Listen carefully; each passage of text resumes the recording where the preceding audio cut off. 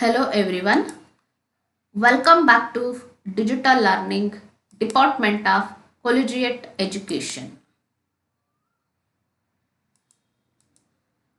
I am Nandini, working as Assistant Professor of Commerce at Government Fastgate College for Women, Tumkur.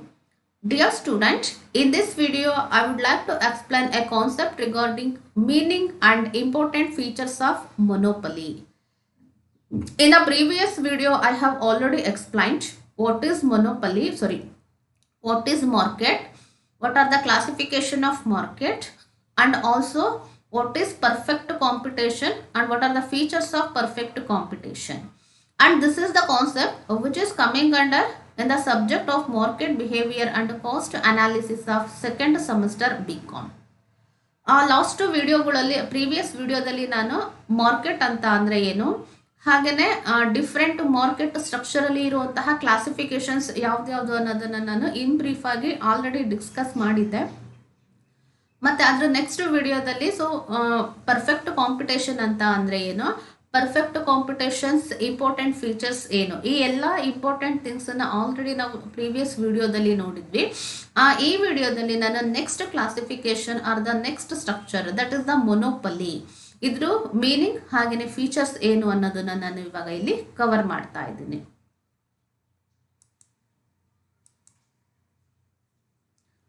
Okay, so before going to discuss about the monopoly, once again we have to remind what is market. Market is the place or market is a meeting place of buyer and seller in order to exchange their product or services. But in this situation or in the present situation, the word place is not restricted or is not used to define the market. Market ಅಂತ ಅಂದರೆ buyer ಮತ್ತು seller meet ಮಾಡುವಂತಹ ಪ್ಲೇಸನ್ನ ನಾವು market ಅಂತ ಹೇಳ್ತೀವಿ. But ಅದು previous ಇಯರ್ಸಲ್ಲಿ ಒಂದು geographical area ಅಥವಾ ಪ್ಲೇಸಿಗೆ ರೆಸ್ಟ್ರಿಕ್ಟ್ ಆಗಿರ್ತಿತ್ತು. ಆದರೆ ಇವಾಗ ನಮಗೆ ಟೆಕ್ನಾಲಜಿಕಲಿ ತುಂಬ ಅಡ್ವಾನ್ಸ್ಮೆಂಟ್ ಇರೋದ್ರಿಂದ ಒಂದು ಪ್ಲೇಸಿಗೆ ರೆಸ್ಟ್ರಿಕ್ಟ್ ಮಾಡಿ ನಾವು ಮಾರ್ಕೆಟನ್ನು ಡಿಫೈನ್ ಮಾಡೋದಕ್ಕಾಗಲ್ಲ. ಬಟ್ ಇಲ್ಲಿ ಥಿಂಗ್ ಏನಂತ ಅಂದರೆ it is mainly involving the exchange activities between the buyer and the seller. So buyer ಮತ್ತು ಸೆಲ್ಲರು ಏನಿರ್ತಾರೋ ಅವರಿಬ್ಬರು ಮಧ್ಯೆ ನಡೆಯುವಂತಹ ಒಂದು ಎಕ್ಸ್ಚೇಂಜ್ ಆಕ್ಟಿವಿಟೀಸ್, ಏನು ಎಕ್ಸ್ಚೇಂಜ್ ಮಾಡ್ಕೊಳ್ತಾರೆ, ಗೂಡ್ಸು ಮತ್ತು ಸರ್ವಿಸಸ್ಸನ್ನು ಎಕ್ಸ್ಚೇಂಜ್ ಮಾಡ್ಕೊಳ್ತಾರೆ. ಅದಕ್ಕೆ ಇನ್ ರಿಟರ್ನ್ ಆಗಿ ಕನ್ಸಿಡರೇಷನ್ ಅಂತ ಅಲ್ಲಿ ಪ್ರೈಸನ್ನು ಕೊಡ್ತಾರೆ. ಹಾಗಾಗಿ ಅದು ಒಂದು ಪರ್ಟಿಕ್ಯುಲರ್ ಪ್ಲೇಸಲ್ಲಾದ್ರೂ ಬೈಯರು ಸೆಲ್ಲರು ಮೀಟ್ ಮಾಡಿ ಈ ಒಂದು ಆಕ್ಟಿವಿಟೀಸ್ನ ಕಂಡಕ್ಟ್ ಮಾಡ್ಬೋದು, ಟ್ರಾನ್ಸಾಕ್ಷನ್ಸನ್ನು. Otherwise through different means of communication, ಯಾವ್ಯಾವ ಕಮ್ಯುನಿಕೇಷನ್, ಓವರ್ ಫೋನಿಂದ ಕಾಂಟ್ಯಾಕ್ಟ್ ಮಾಡ್ಬೋದು, ಇಲ್ಲ ಯಾವುದಾದ್ರೂ ಒಂದು ಮೈಲ್ ಇಂದ ಕಾಂಟ್ಯಾಕ್ಟ್ ಮಾಡ್ಬೋದು, ಅಥವಾ ಥ್ರೂ ಲೆಟರ್ಸ್. ಈ ಥರ ಡಿಫ್ರೆಂಟ್ ಮೋಡ್ಸ್ ಆಫ್ ಕಮ್ಯುನಿಕೇಷನ್ಸಿಂದನೂ ಕೂಡ ಬೈಯರು ಮತ್ತು ಸೆಲ್ಲರು ಅವರ ಟ್ರಾನ್ಸಾಕ್ಷನ್ಸನ್ನು ಕಂಡಕ್ಟ್ ಮಾಡೋದು ಏನಿದೆಯೋ ಅದನ್ನು ನಾವು ಮಾರ್ಕೆಟ್ ಅಂತ ಹೇಳ್ತೀವಿ ಅಂತ ಹೇಳಿದ್ವಿ. ಹಾಗಾದರೆ ಆ ಮಾರ್ಕೆಟಲ್ಲಿ ಇರುವಂತಹ ಡಿಫ್ರೆಂಟ್ ಕ್ಲಾಸಿಫಿಕೇಷನ್ಸ್ ಯಾವ್ದ್ಯಾವುದು ಅಂತ ಅಂದರೆ ಪರ್ಫೆಕ್ಟ್ ಕಾಂಪಿಟೇಷನ್, ಮೊನೋಪಲಿ, ಮೊನೋಪಲಿಸ್ಟಿಕ್, ಆಲಿಗೋಪಲಿ, ಡ್ಯೂಯೋಪಲಿ, ಈ ಥರ ಡಿಫ್ರೆಂಟ್ ಕ್ಲಾಸಿಫಿಕೇಷನ್ಸನ್ನು ನಾನು ಪ್ರೀವಿಯಸ್ ವಿಡಿಯೋದಲ್ಲಿ ಎಕ್ಸ್ಪ್ಲೈನ್ ಮಾಡಿದ್ದೆ. ಮತ್ತು ಈ ಒಂದು ವಿಡಿಯೋದಲ್ಲಿ ಪ್ಯೂರ್ಲಿ ನಾವು ಮೊನೋಪಲಿ ಬಗ್ಗೆ ಮಾತ್ರ ಡಿಸ್ಕಸ್ ಮಾಡ್ಕೊಳ್ತಾ ಹೋಗ್ತೀವಿ. Okay, monopoly as the name implies but. Mono means single, ಒಬ್ಬರು ಇದ್ದರೆ ಅದನ್ನು ನಾವು ಮೊನೋ ಅಂತ ಕರಿತೀವಿ. ಮೋನೋ ಆ್ಯಕ್ಟ್ ಅಂತ ಎಲ್ಲ ಕೇಳಿರ್ತೀವಿ ಅಲ್ವಾ. ಮೋನೋ ಆ್ಯಕ್ಟ್ ಅಂತ ಅಂದರೆ ಒಬ್ಬರ ಆ್ಯಕ್ಟನ್ನು ಮಾಡುವಂಥದ್ದು. ಹಾಗಾಗಿ ಮೋನೋ ಅಂತ ಅಂದರೆ ಸಿಂಗಲ್ ಅಂತ ಅರ್ಥ. ಪೋಲಿ ಮೀನ್ಸ್ ಸೆಲ್ಲರ್. ಪೋಲಿ ಅನ್ನೋದನ್ನ ಅಂದರೆ ಇಲ್ಲಿ ಮೊನೋಪಲಿ ಅನ್ನೋದು ಎರಡು ವರ್ಡಿನ ಕಾಂಬಿನೇಷನ್ ಆಗಿದೆ. ಆ ಎರಡು ವರ್ಡಿನ ಕಾಂಬಿನೇಷನ್ ಏನು, ಸಿಂಗಲ್ ಸೆಲ್ಲರ್. ಒಬ್ಬ ಸೆಲ್ಲರ್ ಇದ್ದರೆ ಅದನ್ನು ನಾವು ಮೊನೋಪಲಿ ಅಂತ ಕರಿತೀವಿ. ಓಕೆ, ಈ ಪಿಕ್ಚರನ್ನು ನೋಡಿ ನಿಮಗೆ ಗೊತ್ತಾಗುತ್ತೆ. ಒಂದು ಎಂಟೈರ್ ಬಿಸ್ನೆಸ್ ಆರ್ಗನೈಸೇಷನ್ಸ್ ಇದೆ. ಇಲ್ಲಿ ಸೆಲ್ಲರ್ ಇರೋದೆಷ್ಟು, ಒಬ್ಬ ಮಾತ್ರ ಏನಿದ್ದಾನೆ ಇವನನ್ನ ನಾವು ಮೊನೋಪಲಿಸ್ಟ್ ಅಂತ ಕರಿತೀವಿ. ಹಾಗಾದರೆ mono means single, poly means seller, ಎರಡನ್ನು ಆ್ಯಡ್ ಮಾಡಿದ್ರೆ ನಮಗೆ monopoly, that is the single seller ಅಂತ ಆಗುತ್ತೆ. ಪಿಕ್ಚರೇ ನಮಗೆ ಹೇಳ್ತಾ ಇದೆ ಒಬ್ಬ ಸೆಲ್ಲರ್ ಇರೋ ಅಂತಹ ಮಾರ್ಕೆಟ್, ಅಥವಾ ಒಬ್ಬ ಒಂದು ಹೋಲ್ ಇಂಡಸ್ಟ್ರಿನಲ್ಲಿ ಏನಾಗಿರುತ್ತೆ, ಒಂದೇ ಫರ್ಮ್ ಇರುತ್ತೆ. ಇಲ್ಲ ಅಂತಂದರೆ ಅಲ್ಲಿ ಇಂಡಸ್ಟ್ರಿ ಮತ್ತು ಫರ್ಮ್ ಅಂತ ನಾವು ಡಿಫ್ರೆನ್ಸಿಯೇಷನ್ನೇ ಮಾಡೋದಕ್ಕೆ ಹೋಗೋದಿಲ್ಲ. ಇಂಡಸ್ಟ್ರಿ ಫರ್ಮ್ ಎರಡು ಒಂದೇ ಆಗಿರುತ್ತೆ. But in total what we case that ಒಬ್ಬ ಸೆಲ್ಲರ್ ಇರುವಂತಹ ಮಾರ್ಕೆಟ್, ಸಿಂಗಲ್ ಸೆಲ್ಲರ್ ಇರುವಂತಹ ಮಾರ್ಕೆಟನ್ನು ನಾವು ಮೊನೋಪಲಿ ಅಂತ ಹೇಳ್ತೀವಿ. ಓಕೆ, ಮೀನಿಂಗ್ನ ನೋಡೋಣ. ಮೊನೋಪಲಿ is a market situation in which a single producer controls the whole supply of a single commodity which has no close substitute. Okay, I have already told monopoly is nothing but this is the market situation where only single producer or single seller or single manufacturer is there. Okay, ಈ ಒಂದು picture first ನಿಮಗೆ ನಾನು explain ಮಾಡ್ತೀನಿ, ಆಮೇಲೆ ಇದು meaning ಏನು ಅಂತ ಹೇಳ್ತೀನಿ. ಓಕೆ, ಇಲ್ಲಿ ನೋಡಿದ್ರೆ ಗೊತ್ತಾಗುತ್ತೆ. ಇಲ್ಲಿ ನಂಬರ್ ಆಫ್ ಪೀಪಲ್ ಇದ್ದಾರೆ, ಇಲ್ಲಿ ಜಸ್ಟ್ ಒಬ್ಬ ಮಾತ್ರ ಇದ್ದಾನೆ. ಇವನು ಸಿಂಗಲ್ ಏನಿದಾನೋ ಇವನು ಸೆಲ್ಲರ್ ಆಗಿದ್ದಾನೆ, ಇಲ್ಲಿ ತುಂಬ ಜನ ಏನಿದ್ದಾರೋ ಇವರು ಬೈಯರ್ ಆಗಿದ್ದಾರೆ. ಅಥವಾ ಇದನ್ನ ನಾವು ಒಂದು ಕಮಾಡಿಟಿ ಅಂತ ಫೀಲ್ ಮಾಡೋದಾದರೆ ಇಲ್ಲಿ ಯಾವುದೇ ಒಂದು ಕ್ಲೋಸ್ ಸಬ್ಸ್ಟಿಟ್ಯೂಟ್ಸ್ ಅಂತ ಇರೋದಿಲ್ಲ. ಒಂದು ಪ್ರಾಡಕ್ಟನ್ನು ಆ ಸಿಂಗಲ್ ಸೆಲ್ಲರ್ ಏನು ಮ್ಯಾನುಫ್ಯಾಕ್ಚರ್ ಮಾಡ್ತಿರ್ತಾನೋ ಆ ಒಂದು ಸಿಂಗಲ್ ಪ್ರಾಡಕ್ಟನ್ನು ಎಂಟೈರ್ ಬೈಯರ್ ಕಮ್ಯುನಿಟಿ ಏನಿರುತ್ತೋ ಅದನ್ನು ಬೈ ಮಾಡಬೇಕಾಗುತ್ತೆ. ಓಕೆ, ಸೊ ಈ ಪ್ರಾಡಕ್ಟನ್ನು ಬಿಟ್ಟರೆ ಇನ್ನೊಬ್ಬರ ಹತ್ರ ಹೋಗಿ ನಾನು ಇನ್ನೊಂದು ಪ್ರಾಡಕ್ಟನ್ನು ಪರ್ಚೇಸ್ ಮಾಡ್ಬೋದು, ಆ ಥರ ಇಲ್ಲಿ ಆಪ್ಷನ್ಸೇ ಇರೋದಿಲ್ಲ. ಬಿಕಾಸ್ ಇರೋದೇ ಸಿಂಗಲ್ ಸೆಲ್ಲರ್, ಅವ್ನು ಪ್ರೊಡ್ಯೂಸ್ ಮಾಡಿರುವಂತಹ ಪ್ರಾಡಕ್ಟನ್ನೇ ನಮಗೆ ತಗೋಬೇಕಾಗುತ್ತೆ. Because this is inevitable to us. But number of buyers single ಇರ್ತಾರ? ನೋ, ಸೆಲ್ಲರ್ ಮಾತ್ರ ಸಿಂಗಲ್ ಇರ್ತಾನೆ, ಬಟ್ ಬೈಯರ್ಸು ಲಾರ್ಜ್ ನಂಬರಲ್ಲಿ ಇರ್ತಾರೆ.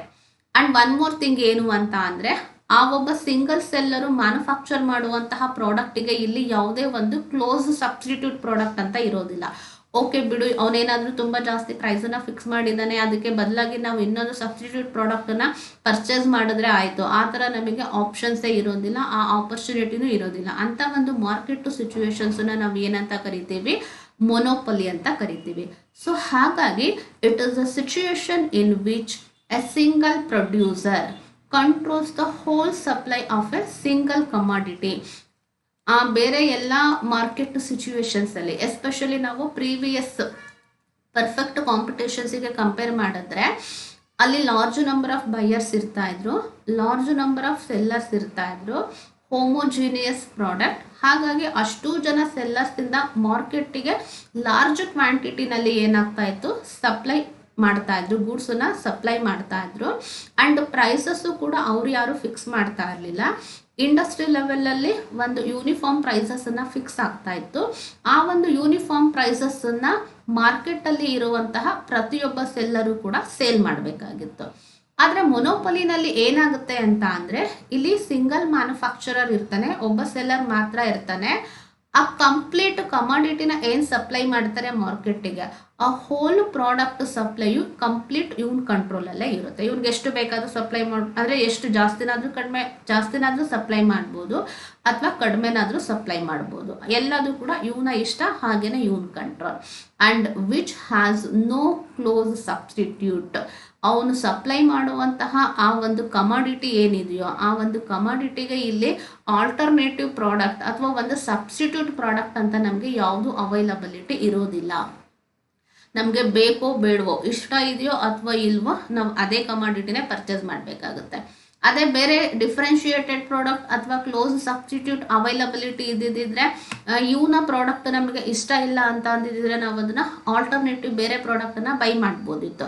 ಬಟ್ ಮೊನೋಪಲಿ ಮಾರ್ಕೆಟಲ್ಲಿ ನಮಗೆ ಆಲ್ಟರ್ನೇಟಿವ್ ಪ್ರಾಡಕ್ಟ್ ಅವೈಲಬಿಲಿಟಿ ಕ್ವೆಶನ್ನೇ ಅರೈಸ್ ಆಗೋದಿಲ್ಲ, ಆ ಕಾನ್ಸೆಪ್ಟು ಕೂಡ ಅರೈಸ್ ಆಗೋದಿಲ್ಲ. ಹಾಗಾಗಿ ಆ ಸಿಂಗಲ್ ಮ್ಯಾನುಫ್ಯಾಕ್ಚರರ್ ಏನು ಪ್ರೊಡ್ಯೂಸ್ ಮಾಡಿ ಏನು ಸಪ್ಲೈ ಮಾಡ್ತಾನೋ, ಅವ್ನು ಸಪ್ಲೈ ಮಾಡುವಂತಹ ಕಮಾಡಿಟಿ ಕ್ವಾಲಿಟಿ ಹೇಗಾದರೂ ಇರಲಿ, ಎಷ್ಟು ಪ್ರೈಸಸ್ಸನ್ನಾದರೂ ಫಿಕ್ಸ್ ಮಾಡಿರಲಿ, ನಮಗೆ ನೆಸೆಸಿಟಿ ಇದೆ ಅಂತಂದರೆ ಪರ್ಚೇಸ್ ಮಾಡಲೇಬೇಕಾಗುತ್ತೆ. ಬಿಕಾಸ್ ನಮಗೆ ಅಲ್ಲಿ ಬೇರೆ ಥರ ಆಪ್ಷನ್ಸ್ ಇರೋದೇ ಇಲ್ಲ. ಇದನ್ನು ನಾವು ಏನಂತ ಹೇಳ್ತೀವಿ? ಮೊನೋಪಲಿ ಅಂತ ಹೇಳ್ತೀವಿ. ಓಕೆ, ಒಂದು ಡೆಫಿನೇಷನನ್ನು ನೋಡೋಣ.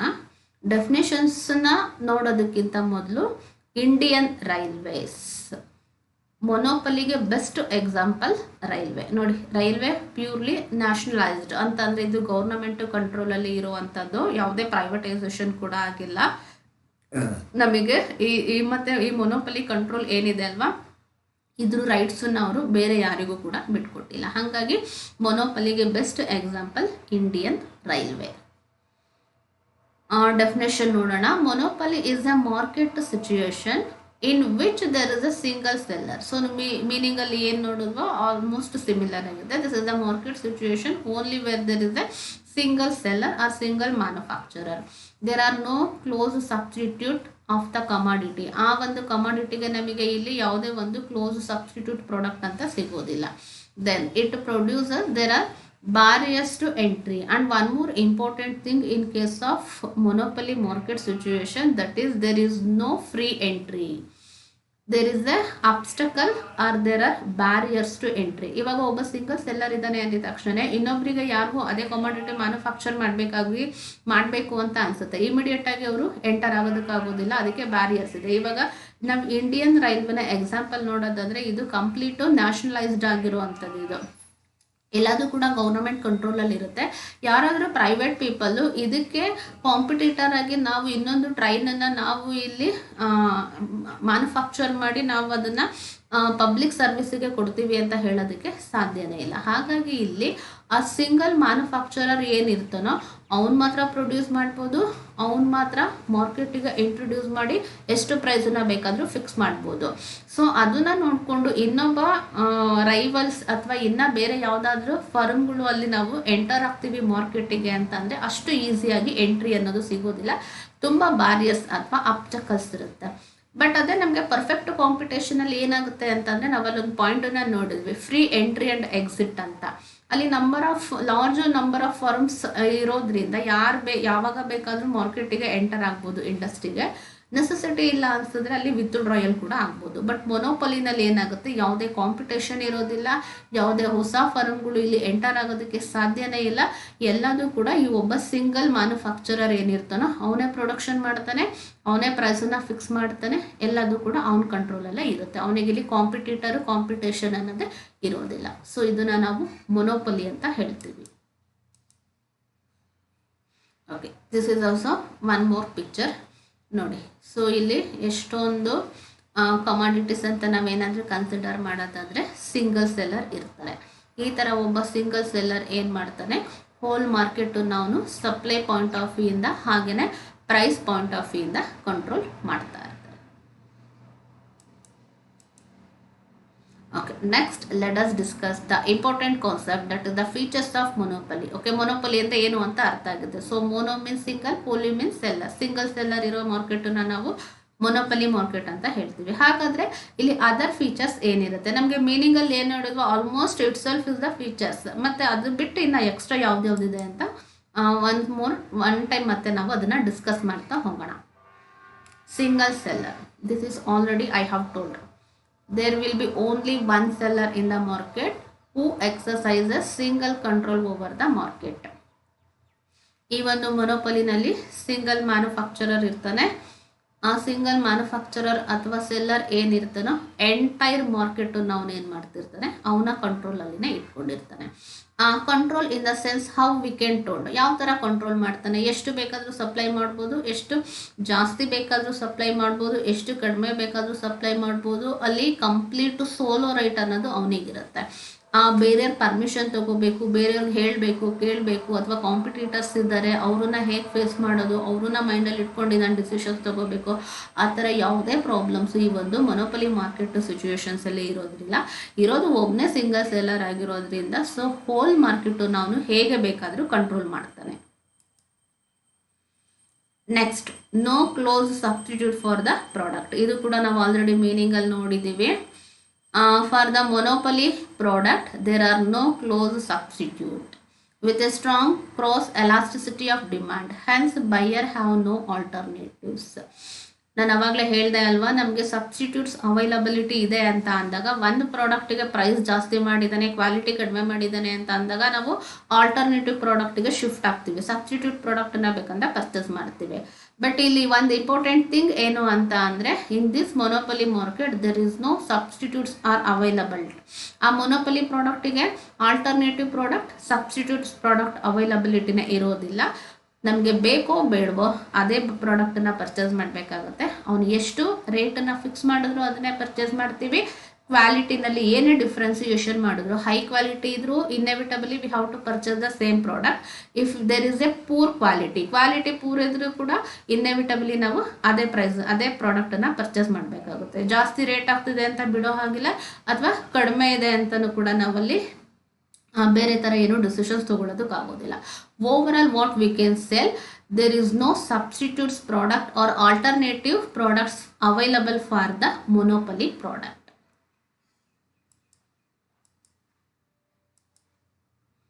Next, restrictions of entry of new firm. ಇದು ಕೂಡ ನಾವು ಡೆಫಿನೇಷನ್ ಅಲ್ಲಿ ನೋಡಿದ್ವಿ. ಎಂಟ್ರಿ ಬ್ಯಾರಿಯರ್ಸ್ ಅಂತ. ಎಂಟ್ರಿ ಬ್ಯಾರಿಯರ್ಸ್ ಅಂತ ಅಂದರೆ there is no freedom available to any other organisation or the business firm to enter into this market. Perfect ಕಾಂಪಿಟೇಷನಲ್ಲಿ ಏನಾಗಿತ್ತು, free entry and free exit ಅಂತ ಅವಾಗಲೇ ಹೇಳಿದೆ ಅಲ್ವಾ. ನಾವು ಮಾರ್ಕೆಟಿಗೆ ಎಂಟರ್ ಆಗಬೇಕು ಅಥವಾ ಇಂಡಸ್ಟ್ರಿಗೆ ಎಂಟರ್ ಆಗಬೇಕು ಅಂತಂದರೆ ಯಾರ್ದು ಪರ್ಮಿಷನ್ ತೊಗೊಳ್ಳೋ ನೆಸೆಸಿಟಿ ಇರ್ತಾ ಇರಲಿಲ್ಲ. ನಮಗೆ ಯಾವಾಗ ಬೇಕಾದರೂ ಎಂಟರ್ ಆಗ್ಬೋದಿತ್ತು, ಅಂದರೆ ಯಾರು ನಮ್ಮನ್ನು ಅವಾಯ್ಡ್ ಮಾಡ್ತಾ ಇರಲಿಲ್ಲ ಅಲ್ಲಿ. ಬಟ್ ಯಾವ ಥರ ನಮಗೆ ಎಂಟರ್ ಆಗೋದಕ್ಕೆ ಫ್ರೀಡಮ್ ಇರ್ತಾ ಇತ್ತು, ಏನಾದರೂ ಸಪೋಸ್ ಲಾಸ್ ಇನ್ಕರ್ಡ್ ಆಗ್ತಿದೆ ಅಂತ ಅನಿಸಿದ್ದಿದ್ರೆ ನಮಗೆ, ಅವಾಗ ನಾವು ಅದರಿಂದ ವಿತ್ಡ್ರಾಯಲ್ ಕ್ವಿಟ್ ಕೂಡ ಆಗ್ಬೋದಿತ್ತು. ಅಂದರೆ ನಾವು ಎಂಟರ್ ಆಗೋದಕ್ಕೂ ಪರ್ಮಿಷನ್ ತೊಗೊಳ್ಳೋ ನೆಸೆಸಿಟಿ ಇರ್ತಾ ಇರಲಿಲ್ಲ, ಎಕ್ಸಿಟ್ ಆಗೋದಕ್ಕೂ ಕೂಡ ನಮಗೆ ಪರ್ಮಿಷನ್ ತೊಗೊಳ್ಳೋ ನೆಸೆಸಿಟಿ ಇರ್ತಾ ಇರಲಿಲ್ಲ. ಕಂಪ್ಲೀಟ್ ಫ್ರೀಡಮ್ ಇರುತ್ತೆ ಎಲ್ಲಿ, ಪರ್ಫೆಕ್ಟ್ ಕಾಂಪಿಟೇಷನಲ್ಲಿ. ಬಟ್ ಅದೇ ಮೊನೋಪಲಿನಲ್ಲಿ ಏನಾಗುತ್ತೆ ಅಂತ ಅಂದರೆ ಇಲ್ಲಿ ರೆಸ್ಟ್ರಿಕ್ಷನ್ಸ್ ಇರುತ್ತೆ. ಆ ಮೊನೋಪಲಿ ಸಿಚುವೇಶನ್ಸ್ ಇರುವಂತಹ ಮಾರ್ಕೆಟಲ್ಲಿ ಯಾವುದೇ ಒಂದು ಹೊಸ ಫರ್ಮು ಅಥವಾ ಒಂದು ನ್ಯೂ ಫರ್ಮ್ ಎಂಟರ್ ಆಗೋದಕ್ಕೆ ಅಲ್ಲಿ ಬಿಡೋದಿಲ್ಲ ಅವರು. ಓಕೆ, ನೋಡೋಣ. Entry of another firm is barred somehow, hence monopolist will not have direct competitors or direct rivals in the market. ನಮಗೆ ಯಾವಾಗ ಕಾಂಪಿಟೇಟರ್ಸ್ ಇರ್ತಾರೆ, ಯಾವಾಗ ರೈವಲ್ಸ್ ಇರ್ತಾರೆ ಅಂತ ಅಂದರೆ ಮಾರ್ಕೆಟಿಗೆ ಫ್ರೀಯಾಗಿ ಬೇರೆ ಹೊಸ ಕಂಪನಿಗಳು ಎಂಟರ್ ಆಗೋದಕ್ಕೆ ಚಾನ್ಸಸ್ ಇದ್ದರೆ, ಅಥವಾ ಹೊಸ ಕಂಪನಿಗಳು ಎಂಟರ್ ಆಗೋದಕ್ಕೆ ಫ್ರೀಡಮ್ ಇದ್ದರೆ ಆಟೋಮೆಟಿಕಲಿ ನಮಗೆ ಕಾಂಪಿಟೇಷನ್ ಸ್ಟಾರ್ಟ್ ಆಗುತ್ತೆ, ಕಾಂಪಿಟೇಟರ್ಸ್ ಅರೈಸ್ ಆಗ್ತಾರೆ. ಬಟ್ ಮೊನೋಪಲಿನಲ್ಲಿ ಒಂದು ಇಂಟ್ರೆಸ್ಟಿಂಗ್ ಫೀಚರ್ಸ್ ಏನು ಅಂತ ಅಂದರೆ ಹೊಸ ಫರ್ಮ್ಗಳು ಎಂಟರ್ ಆಗೋದಕ್ಕೆ ಅಲ್ಲಿ ಒಂದು ಚೂರು ಕೂಡ ಅವಕಾಶ ಇರೋದಿಲ್ಲ. ತುಂಬಾ ರೆಸ್ಟ್ರಿಕ್ಷನ್ಸ್ ಇರುತ್ತೆ, ಎಂಟ್ರಿ ರೆಸ್ಟ್ರಿಕ್ಷನ್ಸ್ ಇರುತ್ತೆ. ಹಾಗಾಗಿ ಈ ಮೊನೋಪಲಿಸ್ಟ್, ಆ ಸಿಂಗಲ್ ಸೆಲ್ಲರ್ ಏನಿರ್ತಾನೋ ಅವನಿಗೆ ಡೈರೆಕ್ಟಾಗಿ ಯಾವುದೇ ಕಾಂಪಿಟೇಟರ್ಸ್ ಅಥವಾ ಡೈರೆಕ್ಟಾಗಿ ಯಾವುದೇ ಒಂದು ರೈವಲ್ಸ್ ಅನ್ನೋದು ಮಾರ್ಕೆಟಲ್ಲಿ ಇರೋದಿಲ್ಲ. So he will be A king of the market. ಬೇರೆ ಎಲ್ಲದರಲ್ಲೂ ಕೂಡ ನಾವು ಕಸ್ಟಮರ್ ಇಸ್ ದ ಕಿಂಗ್ ಅಂತ ಹೇಳ್ತೀವಿ. ಏಕೆ ಅಂತಂದರೆ ತುಂಬ ಸಬ್ಸ್ಟಿಟ್ಯೂಟ್ಸ್ ಅವೈಲಬಿಲಿಟಿ ಇರುತ್ತೆ, ನಂಬರ್ ಆಫ್ ಫರ್ಮ್ಸ್ ಇರುತ್ತೆ, number of different varieties of products ಇರುತ್ತೆ. ಒಂದಿಲ್ಲ ಅಂತಂದರೆ ನಾವು ಇನ್ನೊಂದನ್ನ ಬೈ ಮಾಡೋದಕ್ಕೆ ನಮಗಲ್ಲಿ ಆಪರ್ಚುನಿಟಿ ಇರುತ್ತೆ. ಬಟ್ ಇಲ್ಲೇನಾಗುತ್ತೆ, ಮೊನೋಪಲಿನಲ್ಲಿ ನಾವು customer is the king of the market ಅಂತ ಹೇಳೋದಕ್ಕಾಗೋದಿಲ್ಲ. Monopolist is the king of the market. ಇವನಿಗೆ ಏನು ಬೇಕು ಅಂತ ಅನಿಸುತ್ತೋ ಅವನು ಅದನ್ನೇ ಮಾಡ್ಬೋದು. ಇಲ್ಲಿ ಯಾರ್ದು ಕೂಡ ರೆಸ್ಟ್ರಿಕ್ಷನ್ಸ್ ಇರೋದಿಲ್ಲ, ಯಾರೂ ಕೂಡ ಇವನಿಗೆ ಇಲ್ಲಿ ಕಾಂಪಿಟೇಟರ್ಸ್ ಅಂತ ಇರೋದೇ ಇಲ್ಲ. ಹೆಂಗೆ ಬೇಕಾದರೂ ಪ್ರೊಡ್ಯೂಸ್ ಮಾಡ್ಬೋದು, ಹೆಂಗೆ ಬೇಕಾದರೂ ಸಪ್ಲೈ ಮಾಡ್ಬೋದು, ಹೇಗೆ ಬೇಕಾದರೂ ಪ್ರೈಸಸನ್ನು ಫಿಕ್ಸ್ ಮಾಡ್ಬೋದು. ಎಲ್ಲ ಕಂಪ್ಲೀಟ್ ಸೋಲೋ ರೈಟ್ ಅನ್ನೋದು ಈ ಒಬ್ಬ ಮೊನೋಪಲಿಸ್ಟಿಗೆ ಇರುತ್ತೆ. ಹಾಗಾಗಿ ಇಲ್ಲಿ ಏನಾಗುತ್ತೆ, ಇವನನ್ನ ನಾವು ಕಿಂಗ್ ಆಫ್ ದ ಮಾರ್ಕೆಟ್ ಅಂತಲೇ ಕರಿತೀವಿ. Next, absence of competition. Okay, ಇದು again repeated word. Absence of competition in the market creates a situation of monopoly and hence the seller faces no threat of competition obviously. So ಇಲ್ಲಿ single seller ಅಂತ ಅಂದಾಗ ಮತ್ತೆ ಎಷ್ಟೊಂದು restrictions ಇರುತ್ತೆ new forms enter ಆಗೋದಕ್ಕೆ. ಇಂಥ ಸಿಚುವೇಶನ್ಸ್ನಲ್ಲಿ competition ಅನ್ನೋ word ನಮಗೆ ಅರೈಸ್ ಆಗೋದೇ ಇಲ್ಲ. ಹಾಗಾಗಿ ಇಲ್ಲಿ ಸಿಂಗಲ್ ಸೆಲ್ಲರಿಗೆ ನೆಕ್ಸ್ಟ್ ಕಾಂಪಿಟೇಷನ್ ಆಗುತ್ತೆ, ಕಾಂಪಿಟೇಟರ್ಸ್ ಬರ್ತಾರೆ. ಹೇಗೆ ಅವ್ರನ್ನ ನಾನು ಫೇಸ್ ಮಾಡೋದು, ಆ ಒಂದು ಕಾಂಪಿಟೇಷನನ್ನು ಫೇಸ್ ಮಾಡೋದಕ್ಕೆ ನಾನೇನು ಅರೇಂಜ್ಮೆಂಟ್ಸನ್ನು ಮಾಡ್ಕೋಬೇಕಾಗುತ್ತೆ, ನಾನು ಹೇಗೆ ನನ್ನನ್ನು ನಾನು ಸ್ಟ್ರಾಂಗ್ ಮಾಡ್ಕೋಬೇಕಾಗುತ್ತೆ. ಈ ಥರ ಯಾವುದೇ ಒಂದು ಫಿಯರ್ ಆಗಿರ್ಬೋದು ಅಥವಾ ಯಾವುದೇ ಒಂದು ಚಾಲೆಂಜಸ್, ಥ್ರೆಟ್ಸ್ ಏನಂತ ಹೇಳ್ತೀವಿ, ಇದು ಯಾವುದೂ ಕೂಡ ಈ ಒಬ್ಬ ಮೊನೋಪಲಿಸ್ಟಿಗೆ ಅಥವಾ ಸಿಂಗಲ್ ಸೆಲ್ಲರಿಗೆ ಅರೈಸ್ ಆಗೋದಿಲ್ಲ. ಕಂಪ್ಲೀಟ್ ಕಾಂಪಿಟೇಷನ್ ಏನಾಗುತ್ತೆ ಇಲ್ಲಿ ಅವಾಯ್ಡ್ ಇರುತ್ತೆ, ಇಲ್ಲ ಅಂತಂದರೆ ಆಬ್ಸೆನ್ಸ್ ಇರುತ್ತೆ.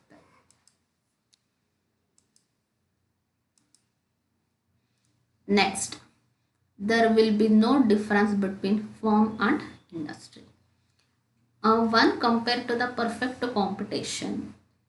ಇನ್ this cases there will be no differences between firm and industry. Perfect ಕಾಂಪಿಟೇಷನಿಗೆ ಕಂಪೇರ್ ಮಾಡಿದ್ರೆ ಇಲ್ಲಿ ನಮಗೆ ಫರ್ಮ್ ಬೇರೆ ಇಂಡಸ್ಟ್ರಿ ಬೇರೆ ಅಂತ ಏನಿಲ್ಲ. ಯಾಕಂದರೆ ಇರೋದೇ ಸಿಂಗಲ್ ಸೆಲ್ಲರು, ಅವನೇ ಫರ್ಮ್ ಆಗಿರ್ತಾನೆ ಆ್ಯಂಡ್ ಆಬ್ವಿಯಸ್ಲಿ ಇಂಡಸ್ಟ್ರಿ ಕೂಡ ಅದೇ ಆಗಿರುತ್ತೆ. ಸಿಂಗಲ್ ಇದ್ರೆ ಫಾರ್ಮ್ ಅಂತ ಹೇಳ್ತೀವಿ, ನಂಬರ್ ಆಫ್ ಫಾರ್ಮ್ಸನ್ನ ಅಥವಾ ಗ್ರೂಪ್ ಆಫ್ ಫಾರ್ಮ್ಸನ್ನ ಇಂಡಸ್ಟ್ರಿ ಅಂತ ಹೇಳ್ತೀವಿ ಅಂತ ನಾನು ತುಂಬ ಸಲ ರಿಪೀಟೆಡ್ ಆಗಿ ಹೇಳಿದ್ದೀನಿ. ನಮಗೆ ಪರ್ಫೆಕ್ಟ್ ಕಾಂಪಿಟೇಷನಲ್ಲಿ ಲಾರ್ಜ್ ನಂಬರ್ ಆಫ್ ಬೈಯರ್ಸ್ ಇರ್ತಾರೆ, ಲಾರ್ಜ್ ನಂಬರ್ ಆಫ್ ಸೆಲ್ಲರ್ಸ್ ಇರ್ತಾರೆ ಅಂತ ಹೇಳಿದ್ವಿ. ಆ ಲಾರ್ಜ್ ನಂಬರ್ ಆಫ್ ಸೆಲ್ಲರ್ಸ್ ಏನಿದ್ದಾರೆ ಆ ಎಲ್ಲರನ್ನು ಸೇರಿಸಿ ನಾವು ಇಂಡಸ್ಟ್ರಿ ಅಂತ ಕರಿತಾ ಇದ್ವಿ. ಅದೇ ಸಿಂಗಲ್ ಫಾರ್ಮು ಸಿಂಗಲ್ ಸೆಲ್ಲರನ್ನ ನಾವು ಫರ್ಮ್ ಅಂತ ಕರೆದ್ರೆ ಎಲ್ಲ ನಂಬರ್ ಆಫ್ ಅಥವಾ ಗ್ರೂಪ್ ಆಫ್ ಸೆಲ್ಲರ್ಸನ್ನ ನಾವು ಇಂಡಸ್ಟ್ರಿ ಅಂತ ಕರಿತೀವಿ. ಬಟ್ ಅದೇ ಈ ಒಂದು ಮೊನೋಪೊಲಿನಲ್ಲಿ ಇರೋ ಒಂದು ಇಂಟ್ರೆಸ್ಟಿಂಗ್ ಫೀಚರ್ ಏನು ಅಂತ ಅಂದರೆ, under monopoly there is only one firm, ಇರೋದೇ ಸಿಂಗಲ್ ಫರ್ಮ್ ಇಲ್ಲಿ, ವಿಚ್ ಕಾನ್ಸ್ಟಿಟ್ಯೂಟ್ ದ ಇಂಡಸ್ಟ್ರಿ. ಆ single firm itself is the industry. That is there is no difference between firm and industry. Firm ಬೇರೆ industry ಬೇರೆ ಅಂತ ಏನಿಲ್ಲ, firm ಅದೇ ಆಗಿರುತ್ತೆ, ಇಲ್ಲಿ ಇಂಡಸ್ಟ್ರಿ ಕೂಡ ಅದೇ ಆಗಿರುತ್ತೆ. Next, can fix both price and output by himself. One compared to the perfect competition. ನಾನು ಅದಕ್ಕೆ ಕಂಪ್ಯಾರಿಸನ್ ಮಾಡಿ ಹೇಳಿದಾಗ ನಿಮಗೆ ಕ್ಲಾರಿಟಿ ಸಿಗುತ್ತೆ. ಪರ್ಫೆಕ್ಟ್ ಕಾಂಪಿಟೇಷನಲ್ಲಿ ಏನಾಗುತ್ತೆ, ಯಾವುದೇ ಒಬ್ಬ ಇಂಡಿವಿಜುವಲ್ ಸೆಲ್ಲರಿಗೆ ಪ್ರೈಸು ಮತ್ತು ಔಟ್ಪುಟ್ಟನ್ನು ಡಿಟರ್ಮೈನ್ ಮಾಡೋದಕ್ಕೆ, ಪ್ರೈಸನ್ನು ಫಿಕ್ಸ್ ಮಾಡೋದಕ್ಕೆ ಅವರಿಗೆ ಸೋಲೋ ರೈಟ್ ಇರ್ತಾ ಇರಲಿಲ್ಲ. ಹಾಗಾಗಿ ಅಲ್ಲಿ ಏನಾಗ್ತಿತ್ತು, ಡಿಮ್ಯಾಂಡು ಮತ್ತು supply force, demand and supply basis ಮೇಲೆ ಇಂಡಸ್ಟ್ರಿ ಲೆವೆಲಲ್ಲಿ ಒಂದು ಯೂನಿಫಾರ್ಮ್ ಪ್ರೈಸ್ ಅಂತ ಫಿಕ್ಸ್ ಮಾಡ್ತಾ ಇದ್ರು. ಆ ಯೂನಿಫಾರ್ಮ್ ಪ್ರೈಸನ್ನೇ ಎಲ್ಲರೂ ಕೂಡ ಫಾಲೋ ಮಾಡಬೇಕಿತ್ತು. ಬಟ್ ಇಲ್ಲಿ ಏನಾಗುತ್ತೆ ಮೊನೋಪಲಿನಲ್ಲಿ ಅಂತ ಅಂದರೆ, monopolist has complete control over the market supply. ಆ ಮಾರ್ಕೆಟ್ಗೆ ಅವ್ನ ಗೂಡ್ಸ್ನ ಏನು ಸಪ್ಲೈ ಮಾಡ್ತಾನೋ ಅದ್ರ ಮೇಲೆ ಇವನಿಗೆ ಕಂಪ್ಲೀಟ್ ರೈಟ್ ಇರುತ್ತೆ ಮತ್ತು ಕಂಪ್ಲೀಟ್ ಕಂಟ್ರೋಲ್ ಮಾಡ್ತಾನೆ. And Hans he can fix the price and quantity output to be sold in the market. ಅವನಿಗೆ ಜಾಸ್ತಿ ಸಪ್ಲೈ ಮಾಡಬೇಕು ಅನ್ಸಿದ್ರೆ ಜಾಸ್ತಿ ಸಪ್ಲೈ ಮಾಡ್ತಾನೆ, ಅಥವಾ ನನಗೆ ಕಡಿಮೆ ಸಪ್ಲೈ ಮಾಡಿಸ್ಬೇಕು ಅಂತ ಅವನಿಗೆ ಏನಾದರೂ ಅನ್ನಿಸ್ತಿದೆ ಅಂತಂದರೆ ಕಡಿಮೆ ಸಪ್ಲೈ ಮಾಡ್ತಾನೆ. ಹಾಗೆಯೇ ಪ್ರೈಸು ಕೂಡ ಜಾಸ್ತಿ ಫಿಕ್ಸ್ ಮಾಡಬೇಕು ಅಂತ ಅನ್ಸಿದ್ರೆ ಜಾಸ್ತಿ ಫಿಕ್ಸ್ ಮಾಡ್ತಾನೆ, ಕಡಿಮೆ ಫಿಕ್ಸ್ ಮಾಡಬೇಕು ಅಂತ ಅನ್ಸಿದ್ರೆ ಕಡಿಮೆ ಫಿಕ್ಸ್ ಮಾಡ್ತಾನೆ. ಅವನನ್ನು ಅಲ್ಲಿ ಯಾರೂ ಕೂಡ ಕಂಟ್ರೋಲ್ ಮಾಡೋ ಹಾಗಿಲ್ಲ. ಅವನಿಗೆ ಹೇಗೆ ಬೇಕೋ ಹಾಗೆ ಡಿಸಿಷನ್ಸನ್ನ ತಗೋಬೋದು. ಅವ್ನಿಗೆ ಎಷ್ಟು ಇಷ್ಟ ಬರುತ್ತೋ ಅಷ್ಟನ್ನೇ ಪ್ರೊಡ್ಯೂಸ್ ಮಾಡ್ತಾನೆ. ಅವನಿಗೆ ಎಷ್ಟು ಪ್ರೈಸನ್ನು ಫಿಕ್ಸ್ ಮಾಡಬೇಕು ಅಂತ ಅನ್ನಿಸ್ತಿರುತ್ತೋ ಅಷ್ಟೇ ಪ್ರೈಸನ್ನೇ ಅವನಲ್ಲಿ ಫಿಕ್ಸ್ ಮಾಡ್ತಾನೆ. ಹಾಗಾಗಿ ಇಲ್ಲಿ ಬೇರೆ ಯಾರಿಂದನೂ ಯಾವುದೇ ರೀತಿಯಾದಂತಹ ಇನ್ಫ್ಲೂಯೆನ್ಸ್ ಅನ್ನೋದು ಇರೋದಿಲ್ಲ. ಈ has complete freedom to fix the prices and to decide the quantity of output to be sold in the market. ಎಷ್ಟು ಪ್ರೈಸನ್ನ ಫಿಕ್ಸ್ ಮಾಡಬೇಕು, ಎಷ್ಟು ಕ್ವಾಂಟಿಟಿ ಆಫ್ ಔಟ್ಪುಟ್ಟನ್ನು ನಾನು ಮಾರ್ಕೆಟಲ್ಲಿ ಸೇಲ್ ಮಾಡಬೇಕು ಅನ್ನೋದನ್ನು ಅವನೇ ಡಿಸೈಡ್ ಮಾಡ್ಕೊಳ್ತಾನೆ. ಅವನ ಮೇಲೆ ಯಾರ್ದು ಪ್ರೆಷರ್ ಇರೋದಿಲ್ಲ, ಯಾರು ಕೂಡ ಅವನನ್ನು ಕಂಟ್ರೋಲ್ ಮಾಡೋದಿಲ್ಲ. ಇನ್ನು ಅವನೇ ಎಲ್ಲದನ್ನು ಕೂಡ ಕಂಟ್ರೋಲ್ ಮಾಡ್ತಾ ಇರ್ತಾನೆ. Next, lack of innovation. Because of solitary market domination, monopolists exhibit inclination towards losing efficiency over a period. New designing and marketing dexterity takes a back seat. And very simple, lack of innovation is nothing but, ಬೇರೆ ಎಲ್ಲ market ಸಿಚುವೇಶನ್ಸಲ್ಲಿ ಏನಾಗಿರುತ್ತೆ, substitute product ಇರುತ್ತೆ, different varieties of firms ಇರ್ತಾರೆ. ಹಾಗಾಗಿ ಮತ್ತು competition ಜಾಸ್ತಿ ಇರುತ್ತೆ. ಆ ಸ್ಟಿಫ್ ಕಾಂಪಿಟೇಷನ್ಸನ್ನು ಮೀಟ್ ಮಾಡಿ ನಾವು ಸರ್ವೈವ್ ಆಗಬೇಕು ಅಂತ ಅಂದರೆ ಓಲ್ಡ್ ಮಾಡೆಲ್ ಇರುವಂತಹ ಪ್ರಾಡಕ್ಟನ್ನೇ ನಾವು ಈಗಲೂ ಕೂಡ ಇಂಟ್ರೊಡ್ಯೂಸ್ ಮಾಡ್ತಾ ಇದ್ದೀವಿ ಅಂತ ಅಂದರೆ ನಮ್ಮ ಪ್ರಾಡಕ್ಟು ಸೇಲ್ ಆಗದೆ ಇರೋ ಚಾನ್ಸಸ್ ಇರುತ್ತೆ. ಹಾಗಾಗಿ ಮಾರ್ಕೆಟಲ್ಲಿ ತುಂಬ ದಿನ ಸರ್ವೈವ್ ಆಗಬೇಕು ಅಂತ ಅಂದರೆ we have to make innovation. ಪ್ರಾಡಕ್ಟನ್ನ ಇನೋವೇಟ್ ಮಾಡ್ತಾ ಇರಬೇಕಾಗುತ್ತೆ, ಅದರದ್ದು ಆಲ್ಟ್ರೇಷನ್ ಮಾಡಬೇಕಾಗುತ್ತೆ. ಹಾಗೆಲ್ಲ ಮಾಡಿ ಕಸ್ಟಮರ್ಸನ್ನು ಅಟ್ರಾಕ್ಟ್ ಮಾಡಬೇಕಾಗುತ್ತೆ. ಯಾಕೆ ಅಂತ ಅಂದರೆ ಅಲ್ಲಿ ನಮಗೆ ಬೇರೆ ಬೇರೆ ಪ್ರಾಡಕ್ಟ್ ಸಬ್ಸ್ಟಿಟ್ಯೂಟ್ಸ್ ಪ್ರಾಡಕ್ಟ್ ಇದ್ದಾಗ ಸೊ ನಮ್ಮ ಪ್ರಾಡಕ್ಟಿಗೆ ಡಿಮ್ಯಾಂಡ್ ಕಡಿಮೆ ಆಗೋ ಚಾನ್ಸಸ್ ಇರುತ್ತೆ.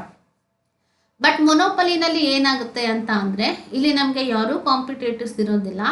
ನಮ್ಮ ಪ್ರಾಡಕ್ಟಿಗೆ ಯಾವುದೇ ರೀತಿಯಾದಂತಹ ಅದರ್ ಆಲ್ಟರ್ನೇಟಿವ್ ಅಥವಾ ಸಬ್ಸ್ಟಿಟ್ಯೂಟ್ ಪ್ರಾಡಕ್ಟ್ ಅವೈಲಬಿಲಿಟಿ ಇರೋದಿಲ್ಲ. ಈ ಎಲ್ಲ ಸಿಚುವೇಶನ್ಸಲ್ಲೂ ನಮಗೆ ಅವ್ನು ಎಂಥ ಕ್ವಾಲಿಟಿ ಪ್ರಾಡಕ್ಟನ್ನು ಮ್ಯಾನುಫ್ಯಾಕ್ಚರ್ ಮಾಡಿದ್ರು ಅದನ್ನೇ ಪರ್ಚೇಸ್ ಮಾಡಬೇಕಾಗುತ್ತೆ. ಇಂಥ ಸಿಚುವೇಶನ್ಸಲ್ಲಿ ಅವನು ಏನು ಮಾಡ್ತಾನೆ, ಅದನ್ನು ಮತ್ತೆ ಇನೋವೇಟ್ ಮಾಡೋದಕ್ಕೆ ಮತ್ತೆ ಮಾಡರ್ನೈಸ್ ಮಾಡೋದಕ್ಕೆ ಪ್ರಾಡಕ್ಟನ್ನ ಅವರು ಟ್ರೈ ಕೂಡ ಮಾಡೋದಿಲ್ಲ. ಸೊ ಪ್ರೀವಿಯಸ್ ಡೇಸ್ಗಳಲ್ಲಿ ನಮಗೆ ಹೇಗೆ ಓಲ್ಡ್ ಮಾಡಲಲ್ಲಿ ಆ ಪ್ರಾಡಕ್ಟನ್ನು ಸಪ್ಲೈ ಮಾಡ್ತಾ ಇದ್ರು, ಇನ್ನು ಫ್ಯೂಚರಲ್ಲೂ ಕೂಡ ಅವನು ಅದನ್ನೇ ಕಂಟಿನ್ಯೂ ಮಾಡ್ಕೊಳ್ತಾ ಹೋಗ್ತಾನೆ. ಯಾವುದ್ರಲ್ಲೂ ಕೂಡ ಅವನು ಇನೋವೇಷನ್ಸ್ ಅನ್ನೋದೇ ಮಾಡೋದಿಲ್ಲ. ಪ್ರಾಡಕ್ಟಲ್ಲಾಗಿರ್ಬೋದು, ಪ್ರೈಸ್ ಅಂದರೆ 4 ಪೀಸಸ್ ಆಫ್ ಮಾರ್ಕೆಟಿಂಗ್ ಅಂತ ಏನು ಹೇಳ್ತೀವಿ, ಅದು ಎಲ್ಲದರಲ್ಲೂ ಕೂಡ ಅವನು ಓಲ್ಡ್ ಟೆಕ್ನಿಕ್ನೇ ಯೂಸ್ ಮಾಡ್ತಿರ್ತಾನೆ ಹೊರತು ಕಾಂಪಿಟೇಷನ್ ಇಲ್ಲದೆ ಇರೋ ಕಾರಣದಿಂದ ಯಾವುದೇ ಇನೋವೇಷನ್ಸ್ ಅವನು ಮಾಡೋದಕ್ಕೆ ಹೋಗೋದಿಲ್ಲ. Next, price maker.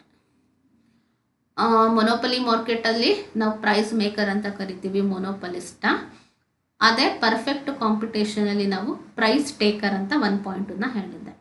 First price maker ಅಂದರೆ ಏನು ಅಂತ ಹೇಳೋದಕ್ಕೆ ಮೊದಲು ಪ್ರೈಸ್ ಟೇಕರ್ ಅಂದರೆ ಏನು ಅಂತ ಹೇಳ್ತೀವಿ. ನಮಗೆ ಎಷ್ಟು ಬೇಕೋ ಅಷ್ಟರ ಪ್ರೈಸನ್ನ ಫಿಕ್ಸ್ ಮಾಡೋದಕ್ಕೆ ರೈಟ್ಸ್ ಇದ್ದರೆ ನಾವು ಪ್ರೈಸ್ ಮೇಕರ್ ಆಗ್ತೀವಿ.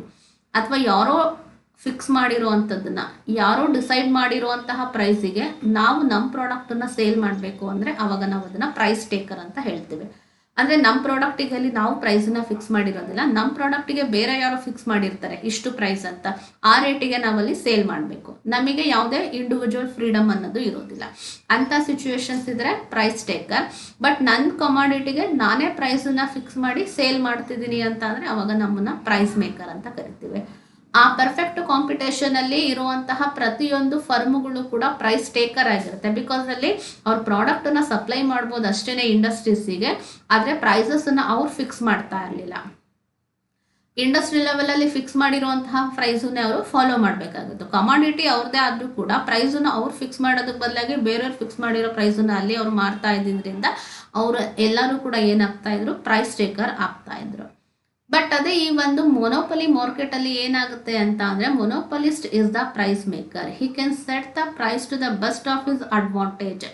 Hans he can either charge a high price for all the customer or adopt price discrimination policy. ನೋಡಿ, ಇಲ್ಲಿ ಒಬ್ಬ ಸಿಂಗಲ್ ಸೆಲ್ಲರ್ ಇರೋದ್ರಿಂದ ಅದಕ್ಕೆ ಕ್ಲೋಸ್ ಸಬ್ಸ್ಟಿಟ್ಯೂಟ್ ಪ್ರಾಡಕ್ಟ್ ಕೂಡ ಇರೋದಿಲ್ಲ. ಅವ್ನಿಗೆ ಎಷ್ಟು ಬೇಕೋ ಅಷ್ಟು ಪ್ರೈಸನ್ನು ಅವನು ಫಿಕ್ಸ್ ಮಾಡ್ತಾನೆ. ಈ ಥರ ಆಪರ್ಚುನಿಟಿ ಇದ್ದಾಗ ಕಡಿಮೆ ಪ್ರೈಸನ್ನು ಫಿಕ್ಸ್ ಮಾಡೋದಕ್ಕೆ ಯಾರು ಇಷ್ಟಪಡೋದಿಲ್ಲ. ಎಷ್ಟು ಸಾಧ್ಯನೋ ಅಷ್ಟು ಮ್ಯಾಕ್ಸಿಮಮ್ ಪ್ರಾಫಿಟನ್ನು ಮಾಡ್ಕೋಬೇಕು, ಜಾಸ್ತಿ ಅಡ್ವಾಂಟೇಜಸ್ಸನ್ನು ತಗೋಬೇಕು ಅನ್ನೋದೇ ಅವ್ರದ್ದು ಫೈನಲ್ ಇಂಟೆನ್ಷನ್ ಆಗಿರುತ್ತೆ. ಹಾಗಾಗಿ ಮೊನೋಪಲಿನಲ್ಲಿ ಇರುವಂತಹ ಈ ಮೊನೋಪಲಿಸ್ಟ್ ಏನಿರ್ತಾನೋ ಅವನು ಯಾವಾಗಲೂ ಕೂಡ ಅಡ್ವಾಂಟೇಜಸ್ ತಗೊಳ್ಳೋದಕ್ಕೆ ಅವನ ಪಾಯಿಂಟ್ ಆಫ್ ವ್ಯೂಯಿಂದ ಬೆಸ್ಟ್ ಪ್ರೈಸನ್ನು ಫಿಕ್ಸ್ ಮಾಡ್ತಾನೆ. ಇಲ್ಲಿ ಕಸ್ಟಮರ್ಸ್ ಪಾಯಿಂಟ್ ಆಫ್ ವ್ಯೂಯಿಂದ ಥಿಂಕ್ ಮಾಡೋದಕ್ಕಿಂತ ಅವನ ಸೆಲ್ಫ್ ಪಾಯಿಂಟ್ ಆಫ್ ವ್ಯೂಯಿಂದ ಅವನಿಗೆ ಏನು ಅಡ್ವಾಂಟೇಜ್ ಅನ್ನೋದ್ರ ಬಗ್ಗೆ ಥಿಂಕ್ ಮಾಡ್ತಾನೆ. ಆ್ಯಂಡ್ ಒನ್ ಮೋರ್ ಥಿಂಗ್ ಏನಂತ ಅಂದರೆ, hence he can either charge a high price. ಎಲ್ಲ ಕಸ್ಟಮರಿಗೂ ಸಿಮಿಲರ್ ಆಗಿ ಜಾಸ್ತಿ ಪ್ರೈಸನ್ನು ಫಿಕ್ಸ್ ಮಾಡ್ಬೋದು, ಅಥವಾ ಪ್ರೈಸ್ ಡಿಸ್ಕ್ರಿಮಿನೇಷನ್ ಕೂಡ ಮಾಡ್ಬೋದು. ಓಕೆ, ಪ್ರೈಸ್ ಡಿಸ್ಕ್ರಿಮಿನೇಷನ್ ಏನು ಅಂದರೆ ನಾನು ನೆಕ್ಸ್ಟ್ ಪಾಯಿಂಟಲ್ಲಿ ಹೇಳ್ತೀನಿ ಅದನ್ನು. ಅಂದರೆ ಒಂದೇ ಪ್ರಾಡಕ್ಟನ್ನು ಬೇರೆ ಬೇರೆ ಕಸ್ಟಮರ್ಗೆ ಬೇರೆ ಬೇರೆ ರೇಟಿಗೆ ಸೇಲ್ ಮಾಡೋದು. ಒಬ್ಬರಿಗೆ 100 ರೂಪಾಯಿಗೆ ಸೇಲ್ ಮಾಡಿದ್ರೆ ಇನ್ನೊಬ್ಬರಿಗೆ 150 ರೂಪಾಯಿಗೆ ಸೇಲ್ ಮಾಡ್ಬೋದು, ಇನ್ನೊಬ್ಬರಿಗೆ 200 ರೂಪೀಸಿಗೆ ಸೇಲ್ ಮಾಡೋದು, ಇನ್ನೊಬ್ಬರಿಗೆ 50 ರೂಪೀಸಿಗೆ. ಕಮಾಡಿಟಿ ಸೇಮ್ ಇರುತ್ತೆ, ಆದರೆ ಬೇರೆ ಬೇರೆ ಕಸ್ಟಮರ್ಗೆ ಬೇರೆ ಬೇರೆ ರೇಟಿಗೆ ಬೇರೆ ಬೇರೆ ಪ್ರೈಸಿಗೆ ನಾವು ಸೇಲ್ ಮಾಡಿದ್ರೆ ಅದನ್ನು ನಾವು ಡಿಸ್ಕ್ರಿಮಿನೇಷನ್ ಅಂತ ಕರಿತೀವಿ. ಡಿಸ್ಕ್ರಿಮಿನೇಷನ್ ಮೊನೋಪಲಿ ಅಂತ. ಇದು ಈ ಮೊನೋಪಲಿ ಮಾರ್ಕೆಟಲ್ಲಿ ಮಾತ್ರ ಸಾಧ್ಯ, ಬೇರೆದ್ರಲ್ಲೆಲ್ಲ ಅಷ್ಟೊಂದು ಸಾಧ್ಯ ಇಲ್ಲ. ಯಾಕೆ ಅಂತ ಅಂದರೆ ಅಲ್ಲಿ ಸಬ್ಸ್ಟಿಟ್ಯೂಟ್ಸ್ ಅವೈಲಬಿಲಿಟಿ ಇರುತ್ತೆ, ಕಾಂಪಿಟೇಟರ್ಸ್ ಪ್ರಾಡಕ್ಟ್ ಇರುತ್ತೆ. ಇವನೇನಾದರೂ ಜಾಸ್ತಿ ಫಿಕ್ಸ್ ಮಾಡಿದ್ರೆ ನಾವು ಬೇರೆ ಕಡೆ ಹೋಗೋ ಚಾನ್ಸಸ್ ಇರುತ್ತೆ. ಬಟ್ ಅದಕ್ಕೆಲ್ಲ ಕಂಪೇರ್ ಮಾಡಿದ್ರೆ ಮೊನೋಪಲಿನಲ್ಲಿ ಇವನಿಗೆ ಎಷ್ಟು ಬೇಕಾದರೂ ಫಿಕ್ಸ್ ಮಾಡ್ಬೋದು. ಹಾಗಾಗಿ ಇವನನ್ನ ಪ್ರೈಸ್ ಮೇಕರ್ ಅಂತ ಕರಿತೀವಿ. ಜಾಸ್ತಿ ಪ್ರೈಸನ್ನ ಎಲ್ಲ ಕಸ್ಟಮರಿಗೂ ಒಂದೇ ಥರನೇ ಫಿಕ್ಸ್ ಮಾಡ್ಬೋದು. ಇಲ್ಲ ಅವನಿಗೆ ಬೇಡ ಅಂತ ಒಬ್ಬೊಬ್ಬ ಕಸ್ಟಮರಿಗೆ ಒಂದೊಂದನ್ನು ಫಿಕ್ಸ್ ಮಾಡಬೇಕು ಅಂತ ಅನ್ಸಿದ್ರೆ ಡಿಸ್ಕ್ರಿಮಿನೇಷನ್ ಮೊನೋಪಲಿ ಪಾಲಿಸಿನೂ ಕೂಡ ಇವನು ಫಾಲೋ ಮಾಡ್ಬೋದು. ಓಕೆ ನೋಡಿ, ಪ್ರೈಸ್ ಡಿಸ್ಕ್ರಿಮಿನೇಷನ್ ಅಂದರೆ ಏನು ಅಂತ ಹೇಳಿದೆ ಅಲ್ವಾ. It can be defined as the practice by a seller of charging different prices from different buyer for the same goods.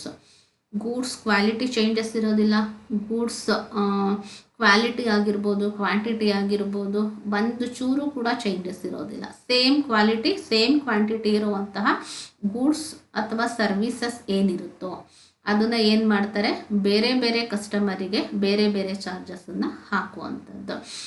ಇವಾಗ ಯಾವುದಾದ್ರೂ ಒಂದು ಸರ್ವಿಸ್ ಅಂತ ತೊಗೊಳ್ಳೋದಾದ್ರೆ, ಈಗ ಪ್ರೈವೇಟ್ ಕಾಲೇಜ್ಗಳಲ್ಲೆಲ್ಲ ಏನು ಮಾಡ್ತಾರೆ, ತುಂಬ ರಿಚ್ ಪೀಪಲ್ ಇದ್ದಾರೆ ಅಂದಾಗ ಕೆಲವು ಸಲ ಜಾಸ್ತಿ ಡೊನೇಷನ್ಸ್ ತೊಗೊಳ್ತಾರೆ.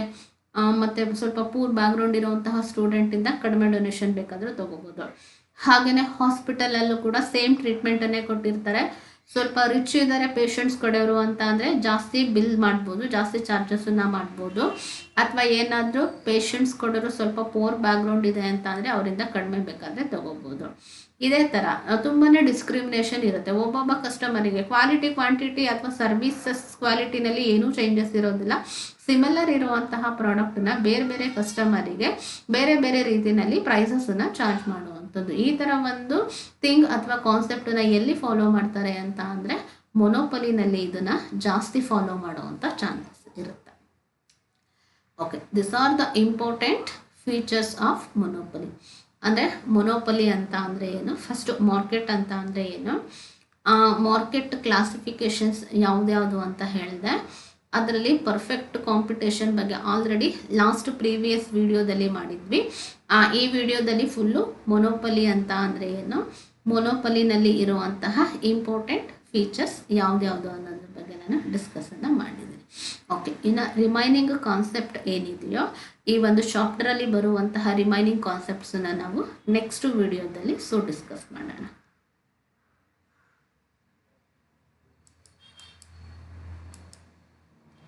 Anyway, dear student, thank you for watching this video.